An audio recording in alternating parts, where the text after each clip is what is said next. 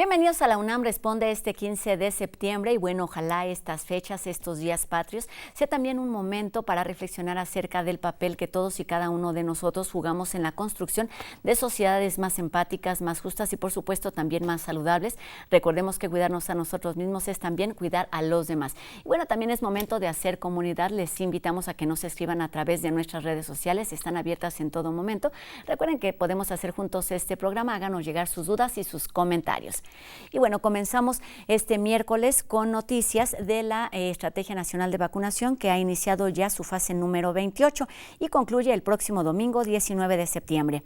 En la alcaldía de Coajimalpa se aplica la primera dosis de la vacuna Pfizer a los jóvenes de entre 18 y 29 años, mientras que en Azcapotzalco, Benito Juárez, Coyoacán, Gustavo Amadero, Miguel Hidalgo, Tláhuac y Venustiano Carranza se aplica la segunda dosis de Sputnik V a la población de entre 30 y 39 años. Recuerden que vacunarnos y seguirnos cuidando sigue siendo la recomendación.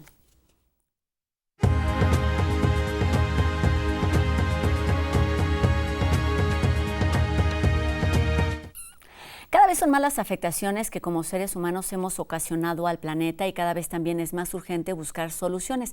Y precisamente la pandemia es otro motivo que busca o que puede poner sobre la mesa este tema. Y para hablar sobre todos estos temas, me da gusto saludar aquí en la UNAM Responde al doctor en Ciencias de la Atmósfera, Óscar Peralta Rosales, quien es investigador del Departamento de Ciencias Ambientales del recién nombrado Instituto de Ciencias de la Atmósfera y Cambio Climático. ¿Cómo está, doctor? Un gusto saludarlo aquí en la UNAM Responde. Buenas tardes.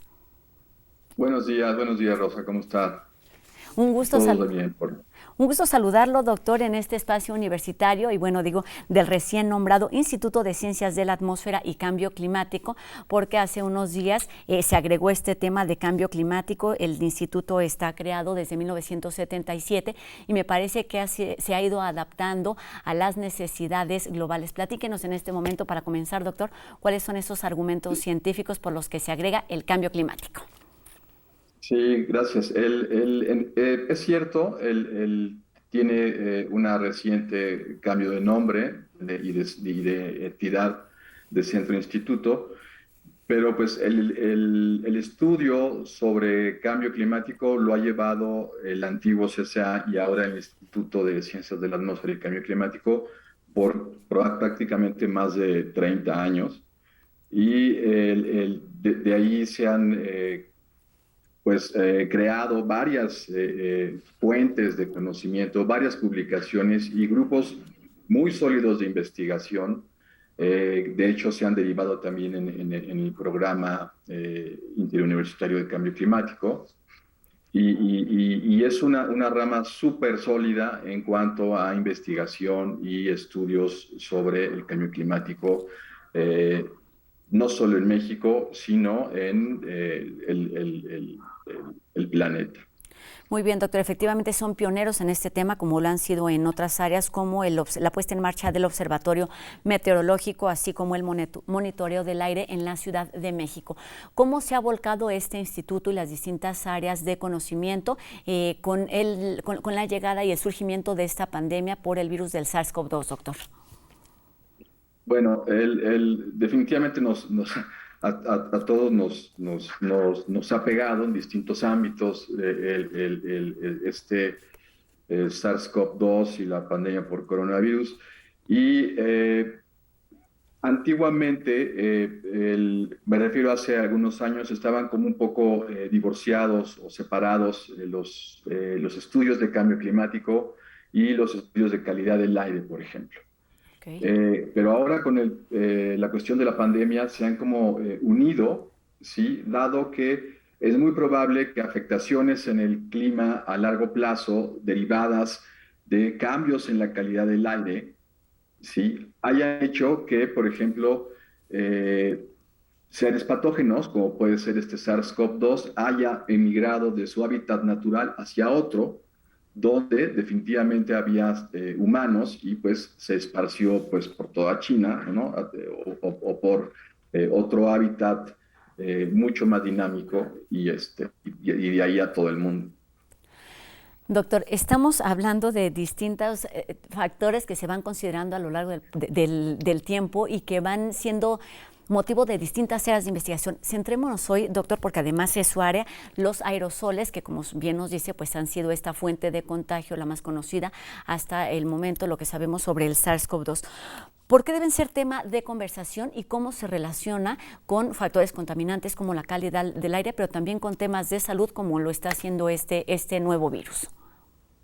Sí, bueno, hay que ver que también la pandemia nos ha enseñado muchas cosas. Al comienzo del 2020, el año pasado, por marzo, que nos mandaron a todos a nuestros hogares y se restringieron muchas actividades, se creía, por ejemplo, que el contagio del virus era a través de contagio directo, ¿sí? Eso era lo que pues, se pensaba en ese momento. Poco más adelante se vio que era no solo a través de contacto directo, sino que también estaban participando ahí gotículas, ¿no? Pequeño material como saliva expulsiones, ¿no? de personas que precisamente son aerosoles y que estos hacen que el virus se transportara a distancias más largas. Luego se confirmó que en efecto, por ejemplo, partículas que están en el aire, partículas PM10, PM2.5, funcionaban muy bien como especie de módulo de transportación pues varios, ya lo sabían, ¿no? De varios seres patógenos, incluido el SARS-CoV-2, y que, por ejemplo, los protegían de la luz UV. Había muchas de estas partículas que contenían agua, entonces podían transportarse un poco más lejos, podían resistir radiación solar, y pues de ahí fue cambiando todo el conocimiento, ¿no? de cómo se iba dispersando la enfermedad en grupos, bueno, en poblaciones grandes, y cómo iba migrando de una ciudad a otra. Doctor, ¿cómo Y ahí se...? justo, ¿no? Es donde está ahora el meollo del asunto, ¿no? Justamente para allá iba. Los aerosoles han estado ahí en la conversación, han estado cambiando sus dinámicas de acuerdo al estudio que se va dando día con día. Lo hemos dicho desde el día 1, la ciencia requiere su tiempo. Los seres humanos quizá quisiéramos respuestas más urgentes para seguir actuando de forma distinta quizá a lo que lo hemos estado haciendo durante los últimos meses, pero los aerosoles están ahí. ¿Cómo las condiciones ambientales favorecen o desprotegen o limitan, digamos, la actividad de los patógenos, como es este caso del virus del SARS-CoV-2 y el que ya nos mencionaba, los contaminantes a los que hemos estado expuestos en todo momento? Sí, bueno, también se sabía desde que comenzó esta migración de la enfermedad de un país a otro, y sobre todo de una estación del año a otra. Se pudo ver con mucha claridad que, por ejemplo, el virus era sumamente, digamos, resistente y fácil de contagiar, o fácil de enfermar a las personas si reunía, por ejemplo, temperaturas relativamente bajas, y si tenía una humedad relativa en el ambiente relativamente alta. Es decir, con un poco de agua en el material particulado, en los aerosoles, y con una temperatura baja, este virus podría transmitirse con mucho mayor facilidad que, por ejemplo, si tuviéramos temperaturas más altas y humedad más baja, como la que tenemos aquí en la Ciudad de México de abril a mayo. Es decir, hay Sí, muchos factores y que ayudan a que el virus se contagie o se propague de mayor manera. exacto. Iba a decir algo más, doctor.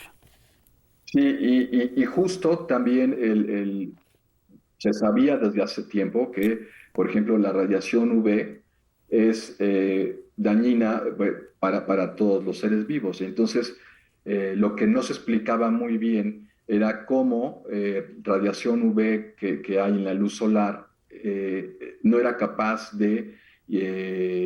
¿cómo digamos?, de detener, ¿no?, la actividad patógena de este virus. Y resulta que justamente muchos de estas partículas de aerosoles que estaban en el aire funcionaban como una especie de cobertura, ¿no? Que protegían al virus de radiación. Lo escucho hablar, doctor, y pienso en estos conceptos que tenemos o que estamos aprendiendo, que es en lugares cerrados es necesaria la ventilación, además del uso de cubrebocas, pero me parece que estamos cada vez más confiados a que en los espacios al aire libre la propagación es menor. ¿Qué se tiene que decir o en qué áreas de trabajo están ustedes investigando sobre estos temas para fortalecer esta hipótesis o para desmentirla, doctor? Sí, bueno, mi área de estudio está más vinculada con por ejemplo, la abundancia que haya de estos aerosoles en el aire y su composición química. En realidad, sé que hay grupos de investigación en el CCA que hacen toda la parte taxonómica de todos los seres vivos que se encuentran dentro del material particulado. Es muy seguro que ellos tengan información más precisa.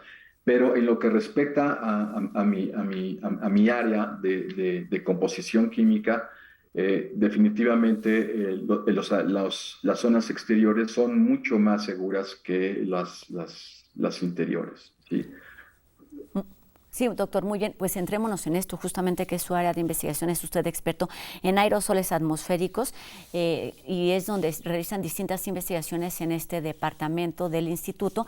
Y en este sentido, doctor, pues lo que nos queda preguntar es cómo estas partículas o qué papel juegan en estas partículas en tanto el cambio climático está cada vez más relacionado con las actividades humanas y en este sentido, qué papel está jugando la situación que atravesamos.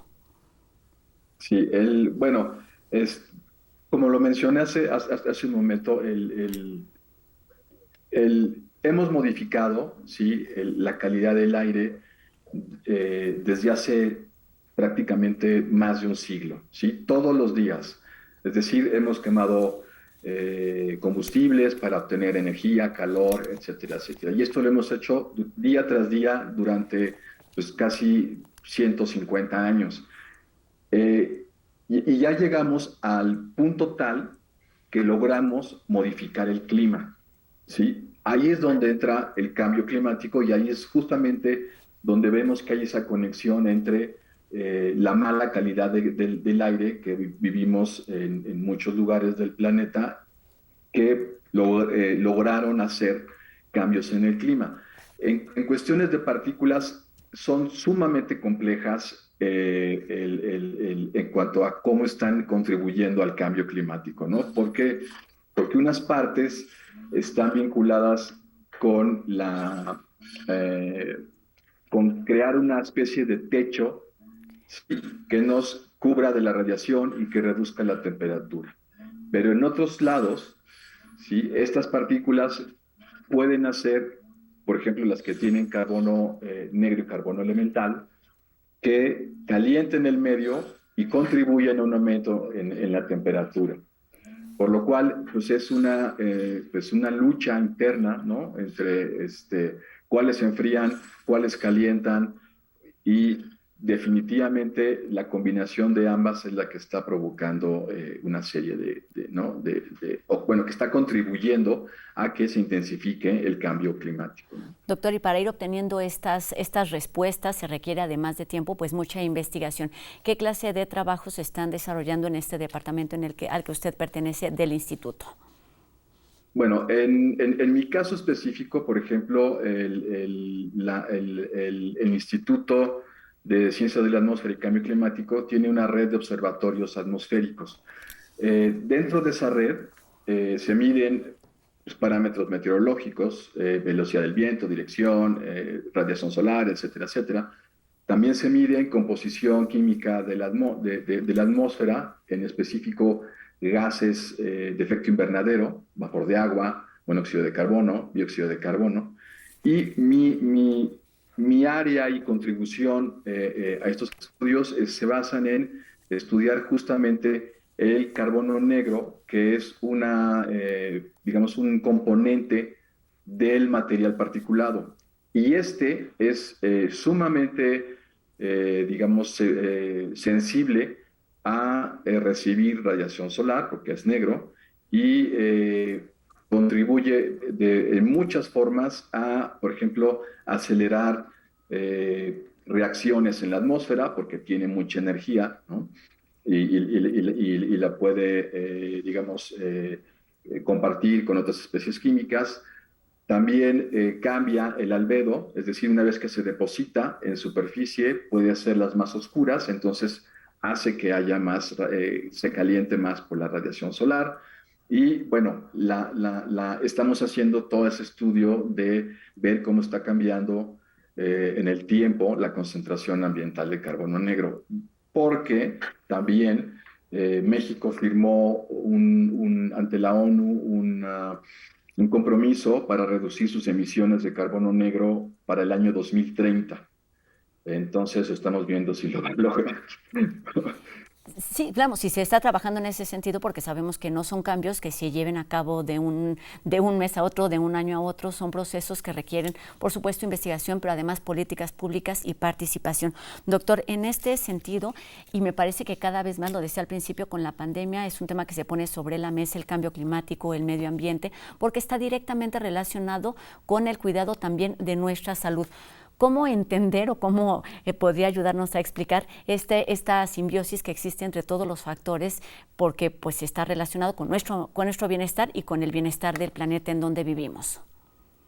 Sí, bueno, es una pregunta interesante porque justo hace un año hicimos un estudio sobre sobre justo el ozono, que en marzo y en abril del 2020 nos mandaron a la casa y entonces las emisiones vehiculares se redujeron en algunos lugares hasta incluso la mitad, ¿sí? Y tuvimos una contingencia ambiental. Entonces era como un poco extraño, Sí. ¿no?